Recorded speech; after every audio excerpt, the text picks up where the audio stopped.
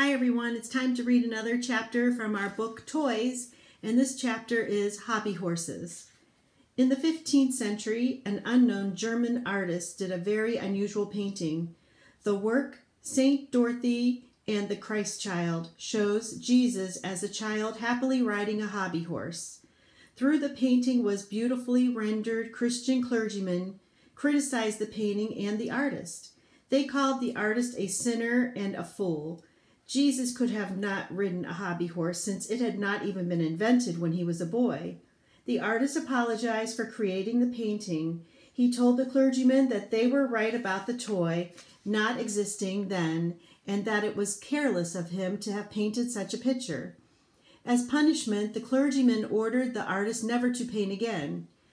Almost 400 years passed. In the 19th century, archaeologists on a dig in the Middle East discovered many hobby horses, most of which were between 1,000 and 3,000 years old. Incredibly, hobby horses had been around during the time that Jesus had lived, and were definitely one of the toys he might have played with as a child.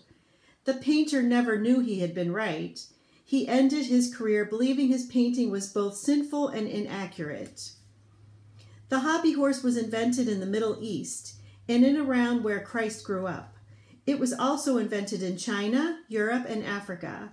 Like so many inventions, this toy sprang up in many parts of the world.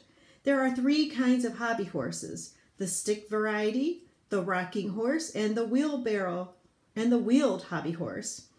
The stick or broom-handled horse has remained popular for centuries. Some of the early versions were rather crudely made, but they served the purpose. And as an old English nursery rhyme put it, I had a little hobby horse, and it was dapple gray. Its head was made of pea straw. Its tail was made of hay. During the Middle Ages, such stick horses were sold at summer fairs in Europe, and every toy seller carried them in his pack. They came in various sizes, and sometimes the sticks were long enough for several children to ride at the same time. The hobby horse evolved from rocking baby cradle, which later was inspiration for the rocking chair.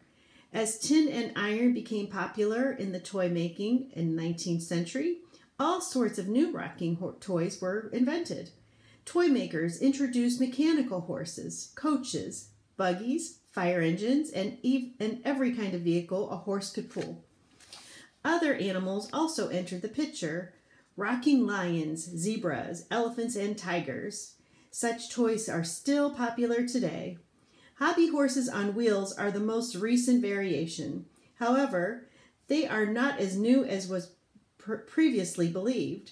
It was once thought that the wheeled hobby horse was made in England during the 17th century. It was later discovered that children were riding around in them in China at least 300 years earlier. The proof is that huge silk wall hanging woven in 14th century China that shows children riding on hobby horses with wooden wheels. Hobby horse history is fun and often filled with surprises. As for the future, we can only wonder what it holds for this toy that has been a part of our lives for so long. Will they be solar-powered or train-like and run on tracks? Or will there be robotic hobby horses? No one knows. All we can be sure of is that they will still be around for a very long time. Here's a couple fun facts about hobby horses. During the Middle Ages, actors and dancers sometimes had hobby horses attached to their costumes in such a way that it appeared like they were riding them. The hobby horses were either sewn to the costume or slung from a belt. In Europe during the Middle Ages, a hobby was a high-spirited, medium-sized breed of a horse. Hope you enjoyed our story about hobby horses, and next week we're going to learn about bicycles. See you all next time. Bye-bye.